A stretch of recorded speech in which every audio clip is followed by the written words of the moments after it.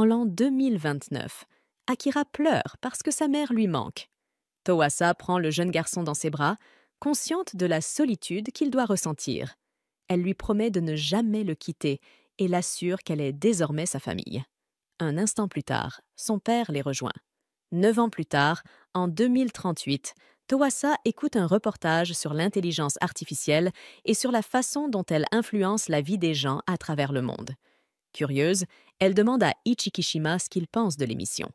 Le robot répond que l'IA est très efficace pour accomplir des tâches, mais reconnaît qu'on lui répète souvent qu'elle n'a pas d'âme ni d'esprit, éléments que l'on retrouve dans le travail humain. Towasa admet que l'explication est juste, mais réplique que l'âme humaine n'est elle-même qu'un ensemble de signaux électriques produits par les organes du corps. Pendant ce temps, Akira dort encore dans sa chambre et rêve de Towasa. Tagitsu le réveille et Akira s'excuse d'avoir parlé en dormant. Il attrape son téléphone, dont l'écran s'illumine avec une photo de sa famille actuelle. Ses yeux s'attardent sur la silhouette de Towasa et il se réprimande aussitôt pour le rêve qu'il vient d'avoir. Commençant enfin sa journée, Akira demande à Tagitsu les dernières nouvelles. Tagitsu affiche un article sur son écran et Akira remarque rapidement qu'il concerne Towasa. Il réalise qu'elle devient chaque jour un peu plus célèbre. Plus tard, Akira s'assoit pour prendre le petit déjeuner avec Kazuria. Alors qu'il lui propose de lui apporter son repas, Towasa sort enfin de sa chambre et remarque qu'ils sont déjà réveillés. Akira voit immédiatement à quel point elle a l'air fatiguée et devine qu'elle a passé la nuit éveillée. Towasa confirme sa suspicion et partage joyeusement les excellents résultats de son dernier projet. Elle demande à Akira s'il compte aller s'entraîner et admet qu'elle envie sa jeunesse. Akira la taquine en disant que si elle ressent cela, elle aurait dû aller à l'école. Towasa réplique avec légèreté qu'il n'y avait aucun intérêt puisqu'elle connaissait déjà tout ce qui y était enseigné. Elle suggère ensuite qu'Akira est suffisamment intelligent pour sauter une classe et obtenir son diplôme plus tôt afin de la rejoindre dans ses recherches. Alors que Towasa et Kazuria poursuivent leur discussion, Akira se rend compte qu'il est l'heure de partir. Une fois sortis, Towasa et Kazuria parlent de la manière dont ils devraient célébrer l'anniversaire de l'arrivée d'Akira dans leur famille, puisqu'il y a déjà presque 10 ans. En marchant dans les rues, Akira remarque la présence de paparazzi postés près de chez lui. Lorsqu'il atteint la ville, il se met à réfléchir à quel point Towasa est incroyable. Dès son plus jeune âge, elle avait été reconnue comme une génie, obtenant son doctorat et déposant plusieurs brevets alors qu'elle n'avait que 18 ans.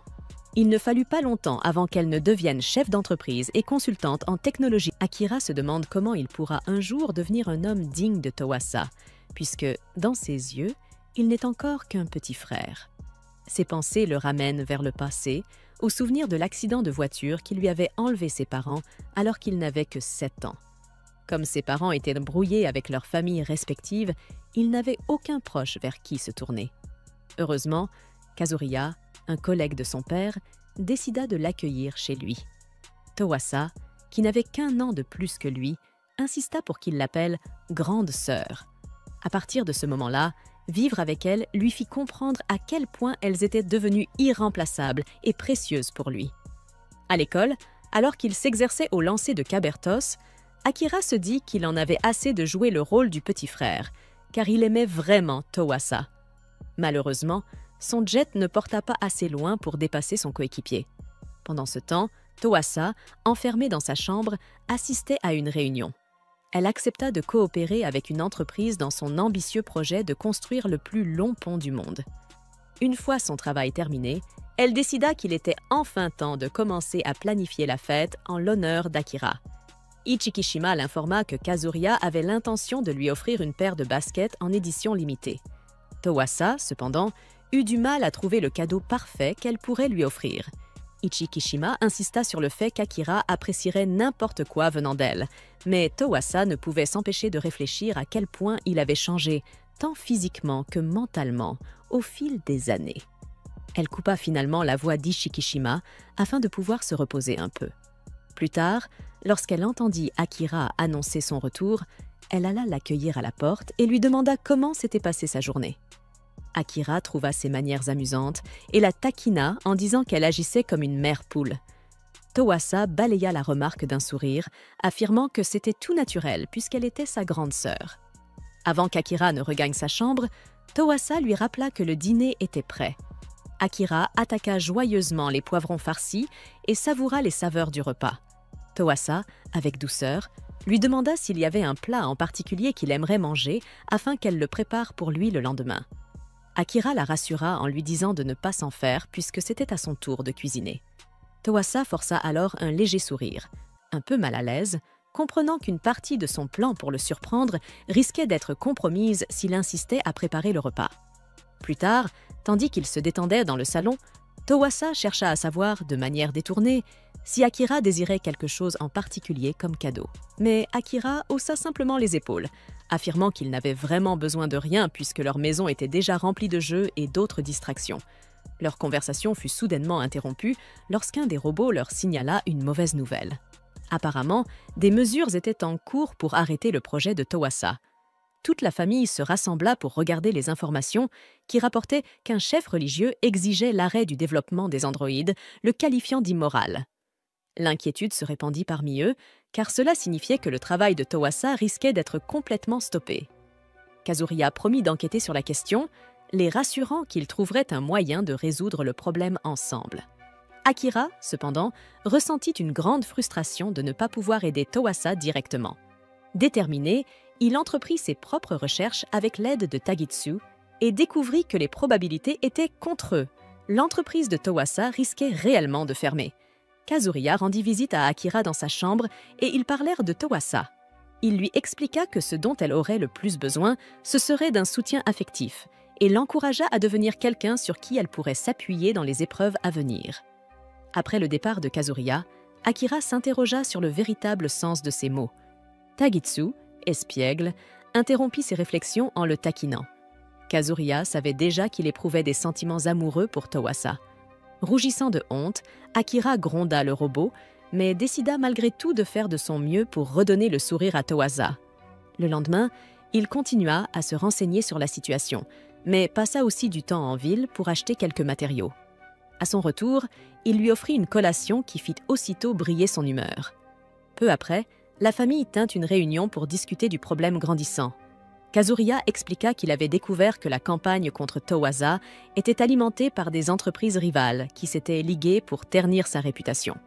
Towasa ajouta qu'elle recevait également des courriels étranges de la part de firmes financières, ce qu'elle trouvait suspect.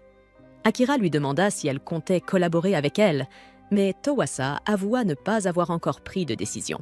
Un soir, alors que Towasa réfléchissait calmement à ses options, Akira s'approcha d'elle et l'invita soudain à aller au zoo avec lui le week-end suivant.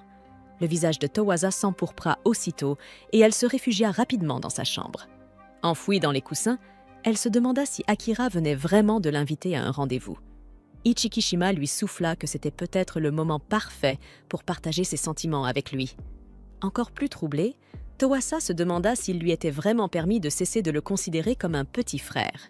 Ichikishima insista que oui, puisque, après tout, ils n'étaient pas vraiment liés par le sang et qu'Akira n'avait jamais été adopté légalement.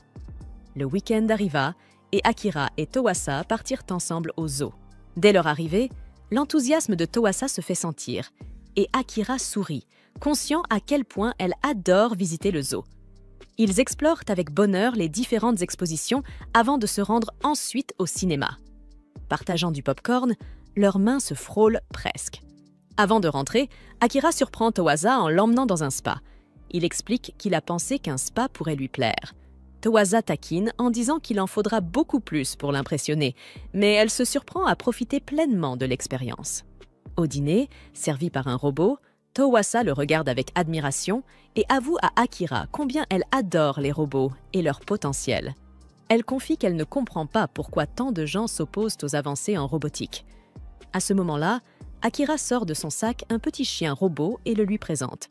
Il explique qu'il l'a nommé Dove et qu'il l'a construit lui-même en s'inspirant des recherches de Towasa sur les androïdes. Surprise, Towasa examine Dove attentivement et réalise qu'Akira avait secrètement étudié son travail. Akira s'exclame qu'il veut tout apprendre sur elle. Le cœur de Towasa s'emballe, se demandant s'il parle de manière romantique, mais elle cache rapidement sa gêne en demandant si le robot est inspiré d'un Shih Tzu. Akira confirme, rappelant qu'elle avait un jour mentionné son amour pour cette race. Akira remarque le changement rapide de sujet de Towasa, tandis qu'elle se rend compte à quel point elle a été transparente. À cet instant, les yeux de Dove s'illuminent et le robot se présente à eux. Dans le train du retour, un silence doux s'installe entre eux. Arrivés à leur station, Towasa propose de rentrer à pied plutôt que de prendre un autre moyen de transport. Alors qu'ils déambulent dans les rues tranquilles, Towasa se remémore combien de temps Akira vit déjà avec elle. Arrivée sur un pont pour traverser la route, elle lui tend un cadeau, expliquant que c'est pour commémorer ces 10 années passées à leur côté. Akira l'ouvre avec impatience et découvre à l'intérieur un photobook et un lecteur MP3. Towasa explique que le photobook contient 10 années de souvenirs et que le lecteur renferme des enregistrements audio de leurs moments partagés. Akira feuillette les photos, souriant en se remémorant leurs nombreux voyages. Puis, timidement, Towasa revient sur sa confession plus tôt dans la journée. Rassemblant son courage, elle avoue ressentir la même chose. Elle explique qu'elle a toujours tenu à lui, mais qu'elle se persuadait que ce n'était que le sentiment d'une grande sœur. Pourtant, à mesure qu'Akira grandissait et devenait plus mature, il lui est devenu de plus en plus difficile de nier ses ravis. Akira attrape ses 2 mains et s'exclame qu'il l'aime et qu'il veut l'épouser. À sa grande surprise, Towasa accepte lentement sa proposition, tout en lui rappelant doucement qu'ils sont encore trop jeunes pour se marier. Soudain, Akira la serre dans ses bras, ce qui la fait pousser un petit cri de surprise. Peu à peu, elle se détend dans son étreinte et murmure que, lorsqu'ils se marieront un jour, ils devraient fonder une famille. De retour à la maison, Akira décide d'écouter le lecteur MP3 que Towasa lui a offert. Tagitsu le félicite d'être devenu le petit ami de Towasa. Akira devient sérieux un instant, puis s'effondre sur son lit en se roulant, incapable de contenir son euphorie. Pendant ce temps, Towasa termine de mettre en place Dove et remercie Ichikishima pour son soutien constant. Ichikishima répond que cela a été frustrant de les voir, elle et Akira, tourner autour l'un de l'autre si longtemps, mais qu'il est heureux de voir leur relation enfin progresser. Towasa marque une pause, remarquant à quel point Ichikishima semble désormais plus humain, mais le robot nie fermement avoir atteint le niveau d'une conscience véritable et indépendante. Towasa estime que les robots et l'intelligence artificielle doivent continuer à se développer. Elle annonce à Ichikishima que demain elle reprendra ses travaux sur le projet des androïdes. En 2039, Towasa se prépare à s'adresser au public, alors que le monde attend avec anxiété sa réaction face à la controverse croissante autour de l'IA et de ses recherches. Après avoir reçu une étreinte rassurante d'Akira, elle monte sur scène et présente le projet LC. Elle explique que ce projet permettra aux humains d'accéder à la technologie IA à tout moment grâce à l'implantation d'une puce cybernétique directement dans leur corps. Alors qu'elle détaille comment cette avancée pourrait améliorer la vie, un homme dans l'audience se lève soudainement. Criant de colère, il fonce sur scène et sort une arme à feu. Akira se précipite pour protéger Towasa, mais en vérifiant son état, il se rend compte qu'une balle a déjà atteint son flanc. Les gardes tentent de maîtriser l'assaillant, mais celui-ci parvient tout de même à tirer quelques coups. Les balles atteignent Akira, qui s'effondre sous la douleur. Towasa tente désespérément de le maintenir conscient, mais sa vision se trouble. Il lui murmure des excuses avant de sombrer dans l'inconscience. Lorsque Akira rouvre les yeux, rien ne lui semble familier. La panique s'empare de lui alors qu'il tombe de la surface sur laquelle il se trouvait. En se regardant, il constate qu'il n'est pas blessé, mais complètement nu. Se couvrant instinctivement, il avance vers un point en hauteur. La vue devant lui le fige de stupeur. La ville est en ruine. Au milieu de tout cela, un homme apparut, accompagné de sa fille, parlant une langue étrange et vêtu de vêtements qu'Akira n'avait jamais vus auparavant. Étonnamment, ils semblaient tous les deux ravis de le voir. Puis, pour une raison mystérieuse, les paroles de l'homme commencèrent à se traduire instantanément. Appelé le sage, Akira comprit qu'un tremblement de terre avait provoqué l'effondrement des ruines. Inquiets, ils étaient revenus s'assurer qu'il allait bien. La fillette taquina en disant que l'étranger était nu, et son père s'excusa rapidement pour le comportement de la petite Idi. Aussitôt après, Akira s'effondra. L'homme le porta jusqu'à une charrette tirée par des bœufs. Lorsque sa fille demanda si le garçon allait s'en sortir, le conducteur répondit qu'il pensait qu'Akira tiendrait le coup. Finalement, le garçon inconscient remua et se réveilla. Plus calme désormais, il remercia les 2 étrangers pour leur aide, mais insista sur le fait qu'ils avaient dû le confondre avec quelqu'un d'autre, Son nom était Akira Haimdami. À ces mots, le conducteur l'appela Seigneur Akira et se présenta. Il s'appelait Wea, chef du village situé un peu plus loin. La petite fille était sa fille, Idi. Intrigué, Akira demanda qui était ce sage dont il parlait. Wei expliqua que le sage était une divinité vénérée par leur peuple. Consacré dans ses ruines même, c'était un être divin censé accorder un savoir illimité à ses fidèles. Selon Wea, Akira dormait là depuis bien avant sa propre naissance. Leur village avait reçu pour mission, de la part d'Ol, de protéger ce lieu sacré. Honnêtement, avoua Wea, il n'aurait jamais cru que le sage se réveillerait un jour. Observant les ravages autour de lui, Akira se demanda si cette cité n'avait pas traversé une guerre.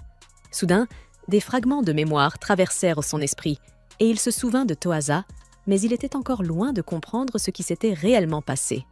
Wea lui fit remarquer qu'ils arrivaient bientôt au village de Hakudate, un nom qui résonna étrangement familier aux oreilles d'Akira. Il regarda autour de lui et aperçut la tour de Goryakaku, celle-là même qu'il avait visitée lors d'un voyage scolaire à l'école primaire. Le voyant perdu dans ses pensées, Wea lui conseilla de calmer un peu son esprit.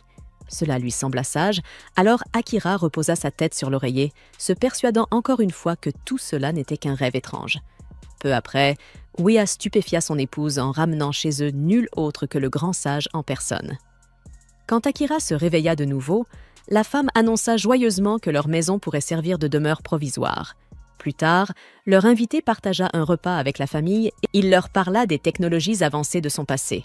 À l'époque connue sous le nom d'âge commun, très longtemps auparavant, Wea et sa femme avaient du mal à croire jusqu'où la civilisation avait autrefois progressé.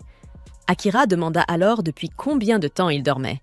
Mais Wea dut admettre qu'il n'en avait aucune idée. En tant que simple villageois, il n'avait pas accès à une véritable histoire écrite. Certains des hommes présents remarquèrent que la présence du sage parmi eux revenait à posséder une relique vivante et qu'il fallait absolument avertir Olé, l'institut unifié qui gouvernait le monde. Akira demanda ensuite ce qu'il était advenu de son pays, le Japon. Wea fut surpris par ce nom. C'était ainsi que le sage avait autrefois appelé cette région. En réalité, Olé avait dissous tous les gouvernements nationaux. Sous leur administration, les pays n'existaient plus et une paix mondiale durable avait été instaurée. Les guerres appartenaient au passé. Changeant de sujet, Idi demanda quel âge Akira avait. Il répondit qu'il avait 18 ans, ou du moins qu'il les avait eus. Il avait cessé de compter après s'être endormi pendant ce qui lui semblait être des siècles. Devenus impatients, les hommes pressèrent Wea de signaler immédiatement le retour du sage. Sinon, tout le village pourrait être en danger. Au moindre faux pas, Olé en ferait un exemple, comme il l'avait déjà fait avec d'autres qui avaient tenté de cacher des reliques. L'épouse de Wea perdit patience et répliqua sèchement qu'Akira venait tout juste de s'éveiller. Il ne comprenait même pas encore ce qui se passait. Ne pouvait-il pas, au moins, lui laisser un peu de temps pour reprendre ses esprits? D'ici là, il n'y avait aucune raison d'informer Olé, et elle ne tolérerait plus aucune plainte jusqu'à ce que la situation se stabilise. Idi imita le ton autoritaire de sa mère, ce qui lui valut une caresse tendre sur la tête. Pendant ce temps, le bébé qui dormait dans son berceau s'éveilla en pleurant à cause des cris. Sa mère le prit dans ses bras pour l'apaiser, tout en rassurant Akira. Il pouvait se détendre, tout irait bien. Cette nuit-là, Akira reçut le lit d'Idi, tandis que la fillette dut se contenter du sol. Incapable de fermer l'œil, il repensa au repas inhabituel du dîner. C'était délicieux, mais malgré tout, il n'arrivait pas à trouver le sommeil. Agité, il sortit sur le balcon du 2e étage et leva les yeux vers le ciel, devinant qu'il devait s'agir de l'été. De là, il contempla la campagne alentour et remarqua de nombreux petits hameaux disséminés dans la région. Pourtant, malgré la beauté du paysage, Haimgami avait toujours l'impression de rêver, convaincu qu'à tout moment il se réveillerait et retrouverait la normalité. Soudain, un nom franchit ses lèvres, Tawasa. Où pouvait-elle bien être? À ce même instant, la jeune fille encapuchonnée l'observait encore à distance. Elle aperçut un homme s'éclipser au cœur de la nuit, partant à cheval. Au matin, Akira se lava le visage à l'eau du puits, décidé à affronter la réalité. Tawasa pouvait être en danger et il devait la retrouver au plus vite. Cherchant des indices, il choisit de demander un peu d'aide à Idi dès qu'il l'aperçut. Dans la scène suivante, tous deux se retrouvent au marché, là où la famille de la fillette faisait habituellement ses courses. Observant les coutumes locales, Akira supposa que cette tribu se situait culturellement à un niveau comparable au XVIIIe siècle dans le monde qu'il connaissait, puisqu'il disposait même d'une monnaie en circulation, preuve qu'une autorité en garantissait la valeur, probablement ces anciens dont on parlait. Akira demanda s'il existait une bibliothèque dans les environs, car il avait besoin d'en apprendre davantage sur cette étrange civilisation.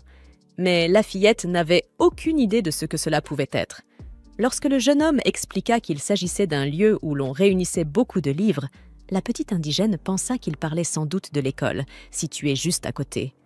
Tandis que tous deux se dirigeaient vers l'établissement, la fille encapuchonnée achetait des accessoires à un étal, veillant toujours à dissimuler son identité. À peine arrivé sur place, Akira constata qu'aucun des livres disponibles ne contenait les informations qu'il cherchait, notamment au sujet de cette organisation appelée Houle. Cela lui fit imaginer qu'il censurait certaines connaissances. Puisqu'il en était ainsi, le garçon demanda s'il existait un moyen de rencontrer les hauts responsables d'Houle. En entendant cette question, la fillette sortit de l'école en trombe, hurlant et jurant contre ces gens qu'elle détestait tant, car pour elle, ce n'était rien d'autre qu'une bande d'arrogants incapables de résoudre quoi que ce soit autrement que par la violence. Malgré tout, elle précisa que ces gens-là ne se trouvaient pas dans le village. Un peu plus loin, l'étranger tomba sur une sorte de célébration qu'il tenta de comprendre. Cela ressemblait à un mariage, mais il n'y avait là que des femmes. L'enfant du pays ne savait pas ce qu'était un mariage, alors elle expliqua que cette fête était une mère de serment, quand deux personnes s'aimaient assez pour prononcer un vœu et devenir des navigatrices de serment. Intrigué, le garçon demanda s'il s'agissait d'un mariage entre femmes, mais Edie n'avait pas, comme elle l'avait déjà expliqué, il s'agit d'un ALC, et cela n'a rien à voir avec le fait d'être un homme ou une femme. Dans un ALC, il peut exister plusieurs types de groupes, un homme et une femme, 2 femmes, 2 hommes, 4 personnes, et ainsi de suite. Dans ce cas précis, ce qu'ils observent est un groupe de 4 femmes. Akira remarque que cela ressemble un peu au mariage dans la société d'où il vient, où 2 personnes prononcent un vœu et vivent ensemble pour le reste de leur vie. Edie trouve amusant qu'on puisse faire des vœux avec une seule personne. Même dans un ALC, il est possible d'en avoir plus, mais pas trop non plus, sinon Hall apparaît et met fin au désordre. Fatigué de voir cet institut s'immiscer dans toutes les affaires du village, Akira en déduit qu'un ALC est une sorte de promesse que différents groupes font pour vivre ensemble. Edie confirme et explique que, dans sa maison, ceux qui avaient conclu un ALC étaient son père, Papa Valk, et sa mère, un groupe de 3. Sur ces mots, la petite fille entraîne son amie vers un autre endroit. Dans la scène suivante, nous sommes transportés à l'année 2038. À cette époque, Akira discutait avec Towasa du projet LC, qui promettait d'offrir une amélioration aux humains. Son frère trouvait l'idée intéressante, mais Toa n'avait pas encore trouvé d'investisseurs pour concrétiser ce plan. Quant au projet LP, Ikekishima expliquait qu'il serait crucial pour établir les bases du développement des androïdes. Et, parlant de choses cruciales, ce jour-là, Akira franchit un pas important dans son intention de se rapprocher de Towasa. Il offrit une bague à sa grande sœur pour son anniversaire. À cette occasion, Toa lui demanda d'arrêter de l'appeler « grande sœur ». De retour au présent, assis avec Edie dans un coin du marché, Akira ne peut s'empêcher de penser au choc culturel que représente cet ALC, si différent du mariage tel qu'il le connaît. Le jeune homme ne sort de ses pensées qu'au moment où il salue Taberna, qui vient d'arriver avec son bébé dans les bras. Apparemment, Taberna a besoin d'un coup de main de son ami. Elle l'emmène alors auprès d'un véhicule motorisé, tombé en panne lors du tremblement de terre de la veille, pour voir s'il peut le réparer. Akira remarque que la soupape d'admission est tordue et, à la surprise générale, il parvient à remettre la voiture en état, faisant redémarrer la vieille. Selon lui, il aime travailler avec les machines depuis qu'il est enfant. Au milieu des célébrations de la foule lorsque le véhicule a été réparé, les sourires s'effacent de leur visage à l'arrivée de l'émissaire Canis. Honorable, mais la tête baissée, le partenaire de Ouya dénonce la présence du sage, pointant directement Akira Haimgami. Mesurant plus de 2 mètres, le géant s'approche de l'étranger et s'accroupit pour l'évaluer de la tête aux pieds. Lorsque le jeune homme demande son nom, il se présente comme Percusus Canis, émissaire général Dol pour le district Nord H 427, mais précise qu'on peut l'appeler le tout-puissant commissaire Canis. Saisissant Akira, Canis affirme que le garçon est considéré comme une relique archéologique exhumée de manière inappropriée dans des ruines anciennes. Pressant la tête du garçon dans sa main, le membre Dol leur rappelle que contrôler le flux d'informations est le fondement de l'organisation. Ouya demande à l'émissaire de ne pas agir ainsi, mais Canis n'en a cure, allant jusqu'à accuser la villageoise de trahison pour ne pas avoir caché la présence de la relique dans le village. Utilisant une arme attachée à son poignet, le commissaire tire sur la jambe du paysan et ordonne également à ses gardes de détenir le père et la fille afin qu'ils témoignent d'avoir trouvé la relique en premier. Ouya argue qu'il allait tout signaler une fois les choses calmées, mais Percusus refuse d'écouter la moindre excuse. Il sort sa lame électrique et administre un puissant choc à la blessure ouverte du civil, provoquant une douleur insupportable qui glace la colonne vertébrale d'Akira. Comme si cela ne suffisait pas, le rire de l'agresseur résonne dans la zone comme un sinistre présage. Après avoir pris le contrôle de la situation, Canis jette Akira, Ouya et Idi dans une cellule attachée à un train, comme s'il s'agissait d'un wagon. Akira se sent coupable d'avoir causé tout cela, tandis que Ouya rassure le jeune homme, malgré la gravité évidente de sa blessure à la jambe. À l'arrivée à destination, Canis ordonne à ses hommes armés de laisser la relique dans la cellule et d'emmener les deux autres, puisqu'il allait bientôt se débarrasser d'eux. À ce propos, le chef avait envoyé 3 soldats de retour au village de Hakodat pour tuer tous les paysans, comme il avait décidé que tous ceux qui savaient l'existence de la relique devaient mourir. Dans le désespoir, toujours enfermé, Akira traita l'homme de monstre. Ignorant l'insulte, Canis déclara que c'était une bonne chose que la relique libère toutes ses connaissances anciennes et l'aide à gravir les échelons. Cela dit, lorsque l'émissaire pointa son arme sur la tête d'Idi, la femme encapuchonnée apparut et fracassa la cellule d'Akira avec une épée faite de matière lumineuse véritable, semblable à un sabre laser. D'une vitesse inarrêtable, elle maîtrisa Canis et lui asséna un coup de pied qui envoya le géant valser comme un simple ballon de football. Gravement battu, l'homme ordonna à ses soldats de tuer l'ennemi. Avant qu'ils ne puissent tirer, la mystérieuse héroïne révéla qu'elle connaissait Akira d'une manière ou d'une autre, mais sans entrer dans les détails, elle lui dit de trouver un endroit sûr pour se cacher. À ce moment-là, les soldats ouvrirent le feu, mais la femme activa un bouclier qui renvoya les balles vers les tireurs, les tuant tous. Ensuite, elle dégaina de nouveau sa lame et détruisit chaque adversaire armé dispersé dans la zone, les tranchant tous en morceaux sans pitié. Fuyant dans le désespoir, Canis demanda qui diable était ce misérable, tandis que la poursuivante méprisait la lâcheté de l'officier, celui qui envoyait ses hommes mourir à sa place. À cet instant, un soldat s'apprêtait à tirer sur la femme, mais Akira lança un morceau de fer sur sa tête et l'en empêcha. Canis profita de ce moment pour attraper une mitrailleuse sur le train et commença à tirer sauvagement en direction de son adversaire. À présent, peu importe son habileté, le commissaire était certain que personne ne pouvait échapper à une mitrailleuse de ce calibre. En revanche, la mystérieuse figure montra qu'elle était sur un autre niveau. En activant une arme cachée dans son corps, la femme tira sur sa cible et désintégra violemment l'émissaire Canis. Le tir fut si vaste et puissant qu'il frappa une montagne en arrière-plan et provoqua une explosion gigantesque. Après avoir réglé le problème, l'héroïne révéla qu'elle était un androïde appelé Yugur. Cependant, en voyant son visage, Akira jura que la personne devant lui était Tawasa. Comme si cela ne suffisait pas, Yugure n'a aucune idée de qui est Toasa, ce qui pousse Akira à se demander s'il n'a pas un problème au cerveau. Yugure repasse alors un enregistrement du moment où il avait accepté de l'écouter après leur combat, et elle lui explique qu'elle voulait lui demander une faveur. Cette faveur, c'est qu'il se marie. Akira, complètement dérouté, ne comprend pas pourquoi elle voudrait une telle chose. Yugur croit qu'il la rejette et commence à l'intimider, forçant Akira à lui dire qu'il a simplement besoin de temps pour réfléchir. Ces mots suffisent à la calmer, et elle sort alors une bague de fiançailles, celle qu'Akira avait donnée à Toasa. En la voyant, Akira est bouleversé. Non seulement il reconnaît la bague, mais il comprend aussi que Yugur doit savoir qui est Toasa.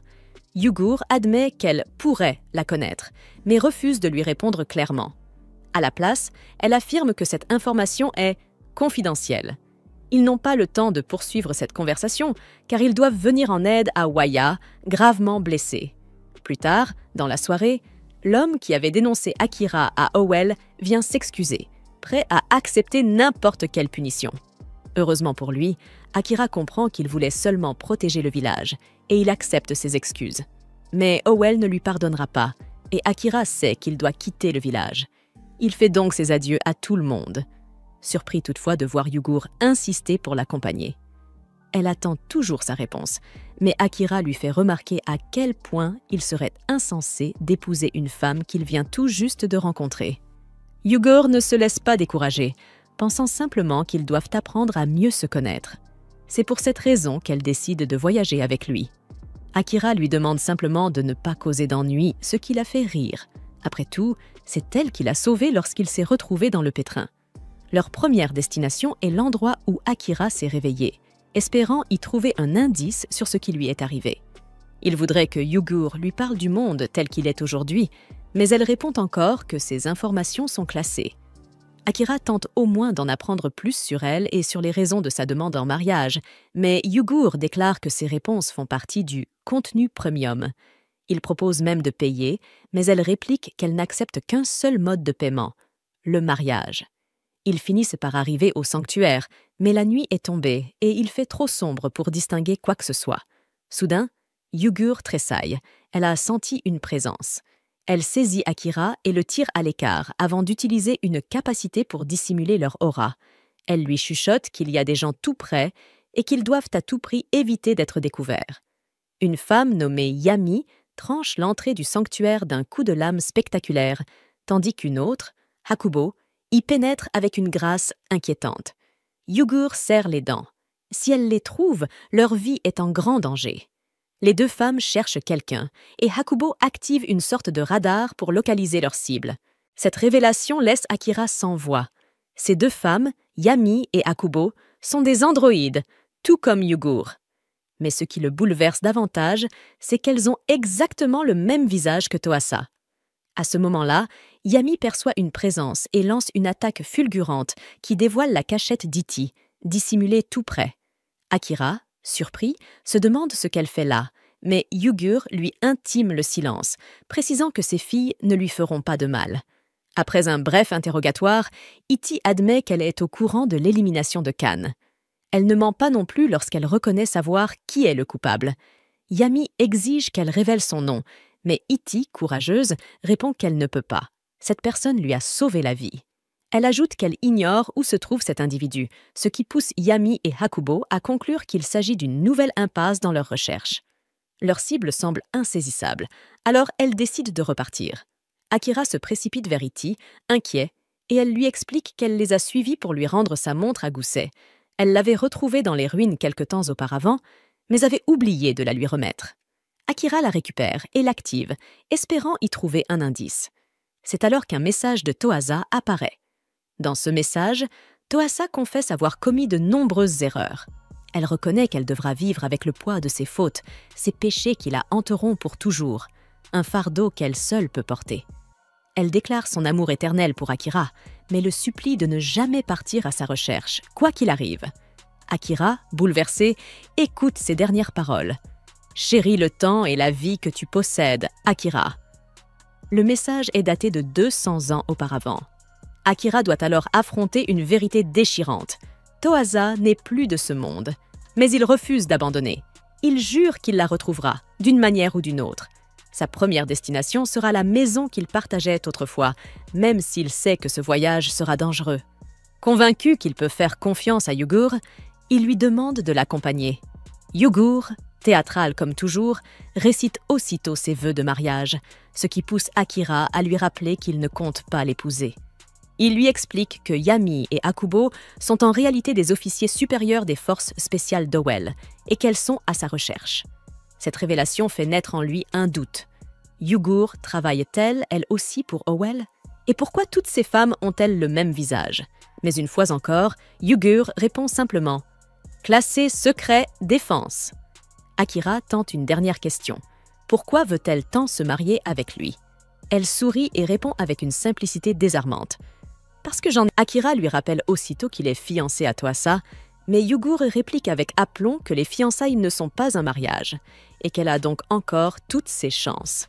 Elle le plaque contre le sol, un sourire provocateur aux lèvres, et lui promet de lui faire oublier Toasa pour qu'il tombe éperdument amoureux d'elle à la place. Agacé, Akira finit par prononcer son prénom pour la première fois, ce qui la fait aussitôt rougir. Touché, Yugur promet de se tenir tranquille à partir de maintenant. Le lendemain matin, il raccompagne Iti jusqu'à son village, puis se prépare pour la suite de leur voyage. Pour atteindre leur prochaine destination, ils doivent traverser une rivière, mais la saison ne s'y prête pas. Aucun bateau ne navigue à cette période de l'année. Le ferry ne passe qu'une fois par semaine, ils n'ont donc d'autre choix que d'attendre. Heureusement, un homme nommé Aboro s'apprête justement à naviguer dans la même direction et leur propose de les emmener. Ravi d'avoir de la compagnie, il écoute avec amusement Yugur lui raconter qu'ils sont en lune de miel, ce qui fait soupirer Akira.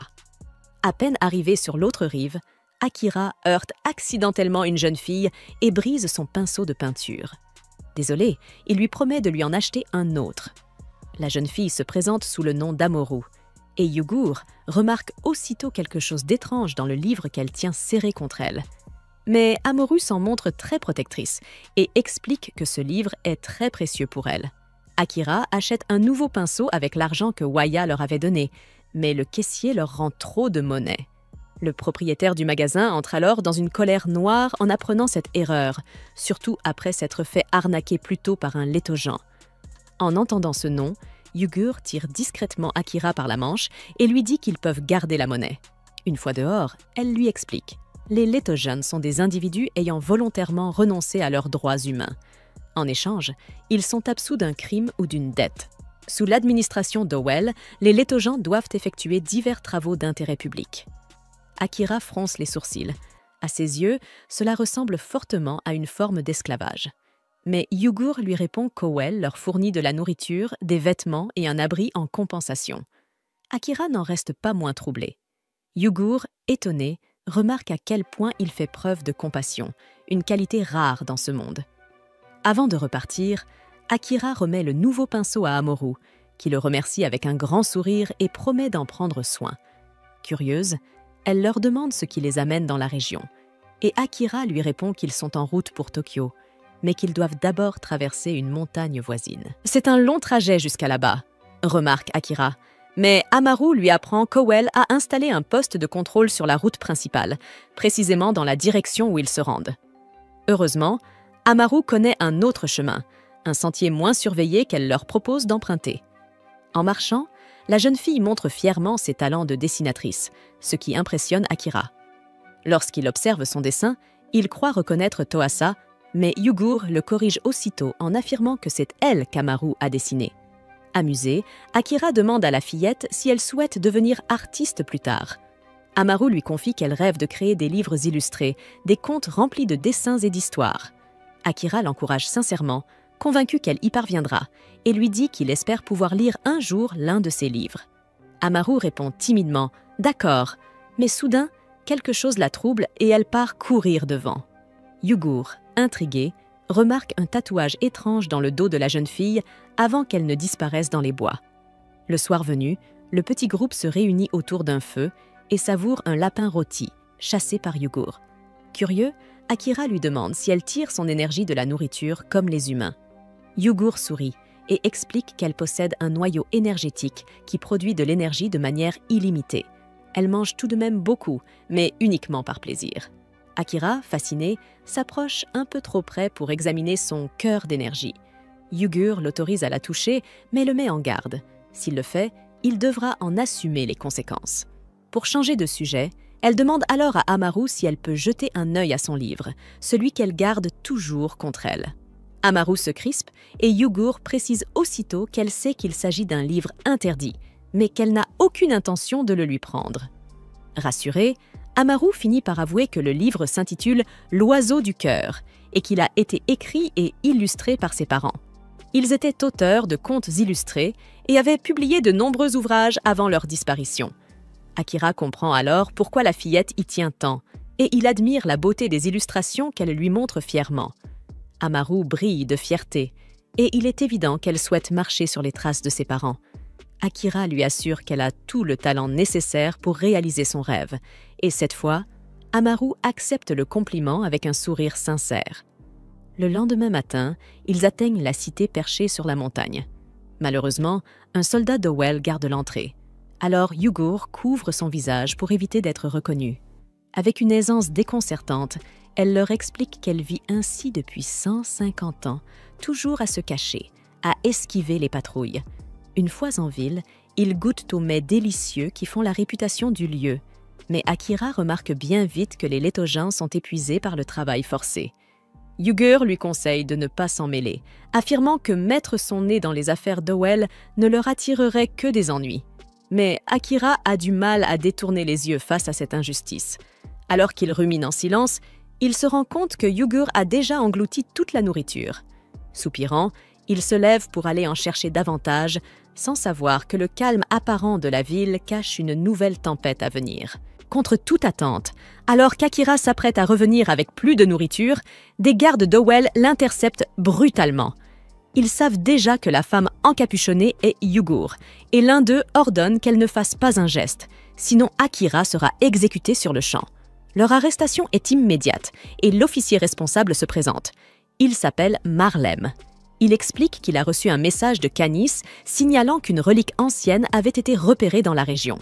Ayant reconnu le visage de Yugur, il a tout de suite compris qu'il se passait quelque chose d'important. Akira et Yugur sont stupéfaits, tout comme Jessa et Amaru. Mais à la stupeur générale, Amaru s'excuse et court se ranger aux côtés de Marlem. Ce dernier l'appelle numéro 1221 et la félicite d'un ton froid. « Bon travail !» Akira, abasourdi, ne comprend plus rien.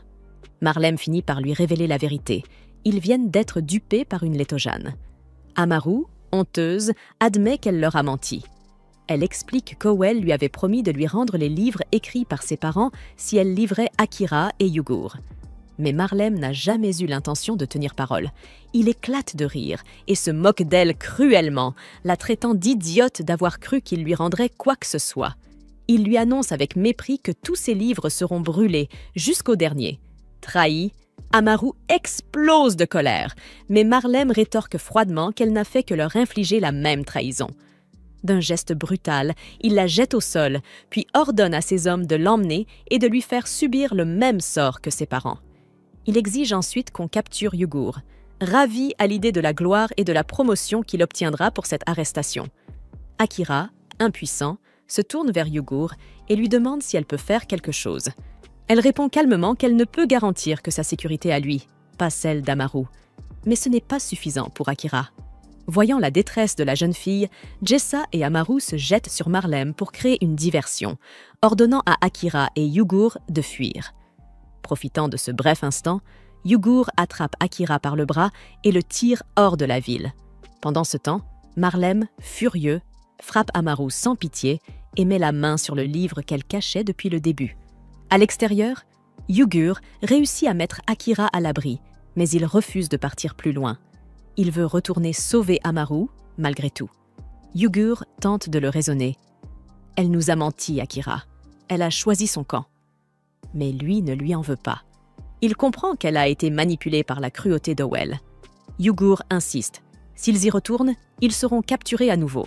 Mais Akira refuse de rester les bras croisés, rongé par la culpabilité. Il avoue que c'est de sa faute.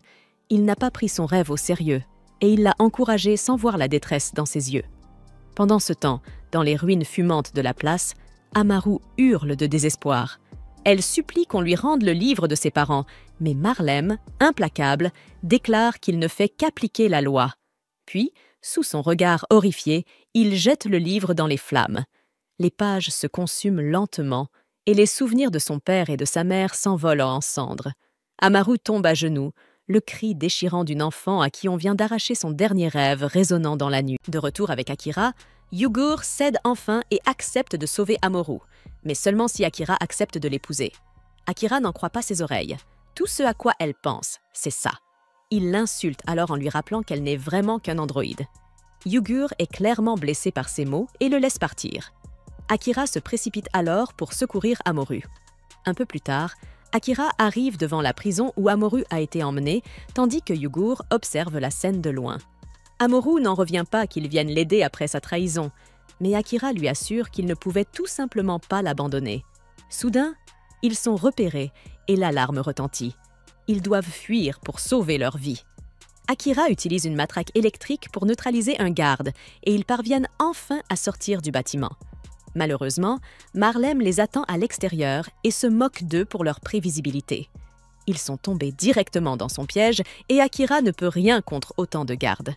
Marlem est déçu de ne pas avoir pu capturer l'androïde, mais il se contente de pouvoir s'emparer de la relique d'Akira. Akira parvient à se libérer de ses liens un instant pour exiger la libération d'Amoru, mais ses efforts sont vains. Cela n'énerve que davantage Marlem, qui déteste être touché par des communs, et il ordonne alors de donner une leçon à Akira. Amoru regarde, horrifié, tandis que les gardes frappent Akira sans relâche. Elle supplie qu'ils arrêtent, s'offrant même en sacrifice à sa place, mais Akira l'en empêche. Il déclare qu'ils ne doivent pas abandonner et promet qu'ils quitteront cet endroit ensemble. Il lui rappelle son objectif: retrouver les livres de ses parents, et souligne qu'elle n'y arrivera jamais si elle renonce maintenant. Elle ne pourra pas non plus devenir artiste, ce qui est son rêve le plus cher. L'espoir d'Amoru renaît, mais Marlem n'en a rien à faire. Fatigué de leur petite histoire triste, il ordonne que l'on élimine Amoru. Une froide terreur envahit Akira lorsque le canon d'une arme se pose sur la tête d'Amoru et il ne peut que crier pour qu'on arrête. Personne n'écoute, mais Yugur, visiblement agacée, décide à contre-cœur d'intervenir. Elle élimine 3 gardes en un clin d'œil, libérant Amoru, et Akira n'en revient pas. Elle est vraiment venue. Marlem est simplement content de pouvoir enfin capturer l'androïde, mais Yugur a une toute autre idée. Elle fait surgir encore plus de gardes, et Amoru ne peut s'empêcher de penser à quel point elle est belle. La lame de Yugur tranche facilement les armes des gardes, qui prennent la fuite aussi vite qu'ils le peuvent. Marlem les traite tous de lâches et sort son propre pistolet, mais il n'a aucune chance face à la puissante Yugur. Elle les projette dans un autre bâtiment et Marlem est finie.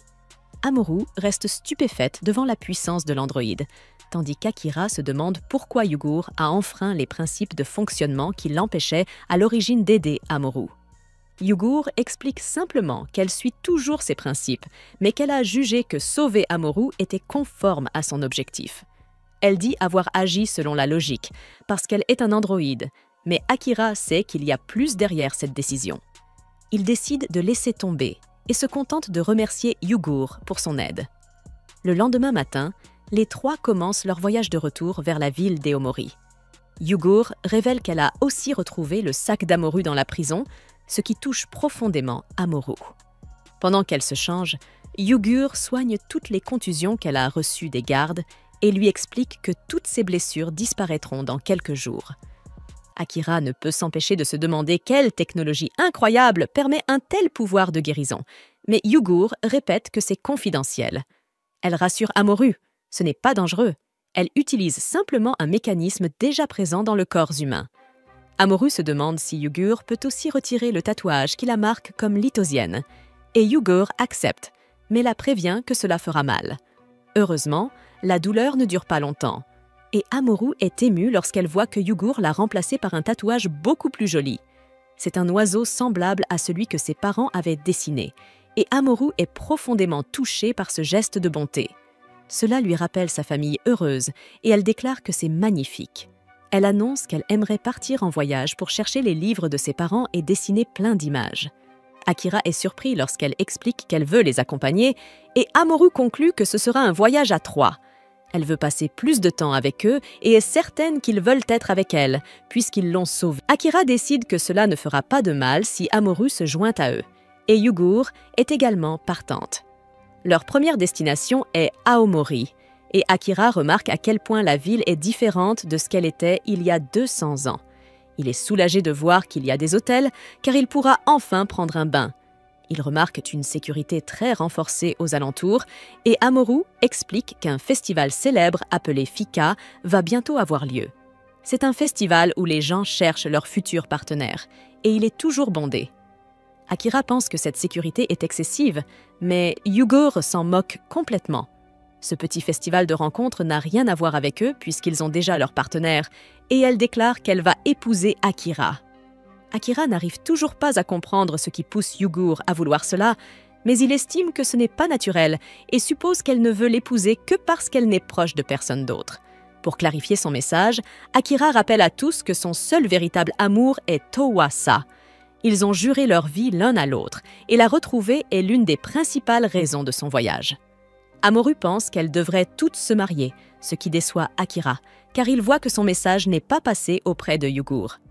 Yugur, en revanche, l'a entendu très clairement et annonce qu'elle va sortir rencontrer des humains qui pourraient être de potentiels prétendants.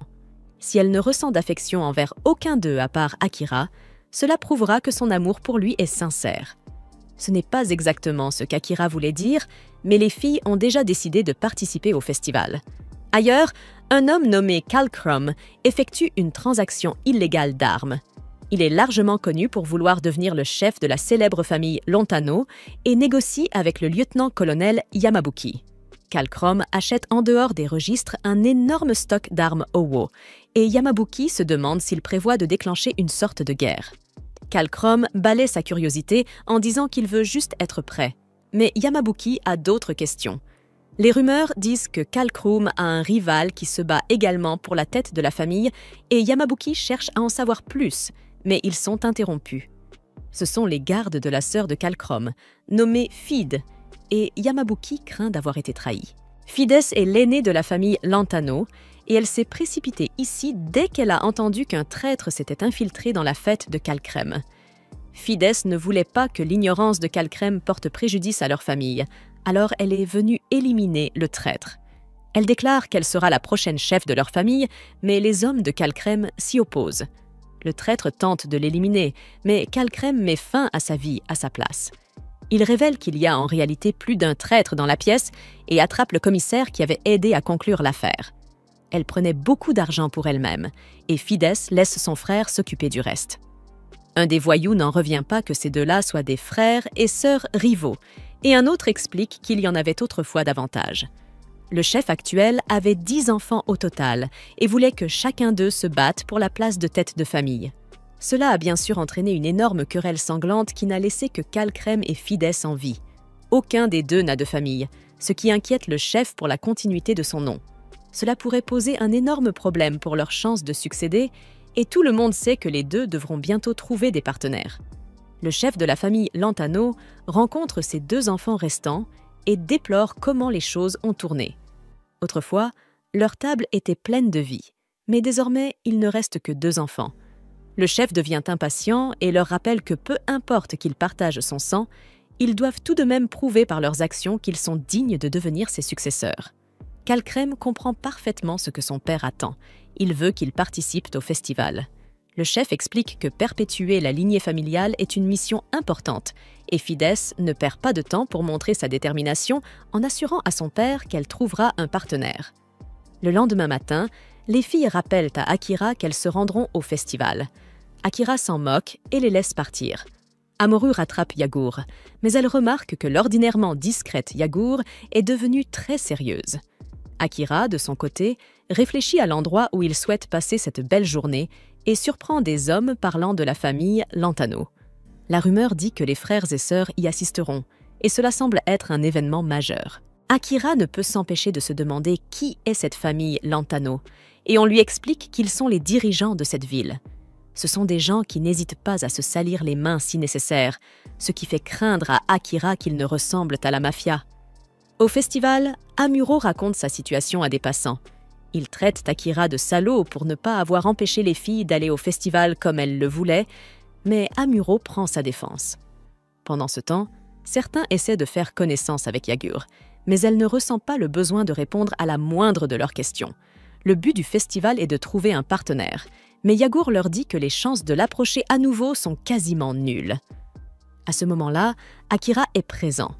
Il s'inquiétait de la présence possible de la mafia, mais tout est très calme, et il se rend compte qu'il n'avait probablement pas besoin de surveiller les filles. Akira remarque un groupe de filles entourant Kalkrem et réalise que ce type pourrait bien être le prochain chef de la mafia. Kalkrem semble beaucoup s'amuser, et Akira décide qu'il vaut mieux rester aussi loin que possible de lui. Pendant ce temps, une file d'hommes attend pour rencontrer Fides. Chacun essaie de l'impressionner, mais elle les écarte d'un simple geste de la main dès qu'il l'ennuie. Fides écarte les prétendants un par un, jusqu'à ce qu'il ne reste personne, et elle est déçue de constater qu'aucun n'était digne d'elle. Ces hommes se demandent s'il est vraiment nécessaire qu'elle trouve un partenaire, puisqu'ils resteront loyaux envers elle quoi qu'il arrive. Malheureusement, Fides explique qu'elle doit le faire si elle veut devenir à la tête de la famille Lantano. Calcrème arrive, déçu de voir que personne ne s'intéresse à Fides, et reconnaît que le chemin vers le trône est très périlleux. Fides rétorque rapidement qu'elle a simplement des standards très élevés, contrairement à lui. Calcrème lui rappelle que ce festival est censé parler du véritable amour, mais elle sait très bien que tout ce qui l'intéresse, c'est de grimper au sommet. Fide en a fini avec cette conversation, Calcrème lui donnant la nausée, et elle s'éloigne. Un peu plus tard, Akira remarque que Yugur est complètement ivre après avoir renvoyé tout le monde et vidé plusieurs bouteilles de vin. Amoru est heureuse de le voir là, mais Akira constate que Yugur a disparu de la vue. Il se met à la chercher, mais il bouscule accidentellement Fides, qui renverse du vin sur sa robe. Akira se demande s'ils ont encore la solution de nettoyage qu'il utilisait autrefois à notre époque. Fides l'entend et se demande ce qu'il veut dire. Akira panique, et la situation empire lorsqu'il réalise qu'elle fait partie de la famille Lantano. Il tente de s'enfuir, mais Fides est intriguée par ce qu'Akira semble savoir et elle veut lui parler. Elle exige qu'il explique ce qu'il entend par « cette époque », mais Amoru prend sa défense. Elle affirme qu'Akira n'a rien fait de mal et qu'il n'est pas responsable d'être un reliquat du passé. Akira n'en revient pas. Elle vient de révéler ce secret au grand jour et il est trop tard pour le cacher.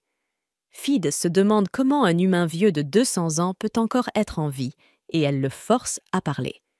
Akira explique que la technologie s'appelait l'animation suspendue et qu'il s'est simplement réveillé après un dysfonctionnement de l'appareil. Fide a entendu des rumeurs à son sujet et Amoru est surprise de constater qu'elle ne semble pas contrariée. Au contraire, Fides déclare qu'elle aimerait se marier avec Akira. Akira n'en croit pas ses oreilles. C'est déjà la 2e fois qu'on lui propose le mariage depuis son réveil. Évidemment, Akira refuse, mais Fides lui propose un marché. Elle sait Cole est à sa poursuite et promet de le protéger s'il accepte de l'épouser. Fides a ses propres raisons de vouloir ce mariage, ce qui peut convenir aux deux parties. Akira se demande quel genre d'amour ils sont censés partager, mais l'amour n'a aucun intérêt pour Fides. Soudain, Fides est choqué lorsqu'on parle de Calcrème. Il vient de trouver une nouvelle fille et tout le monde se demande s'il a enfin trouvé celle qu'il épousera. Un coup d'œil en bas révèle que cette fille est Yugur, complètement ivre, et Akira ne peut s'empêcher de se demander comment son groupe s'est retrouvé dans une situation aussi forte.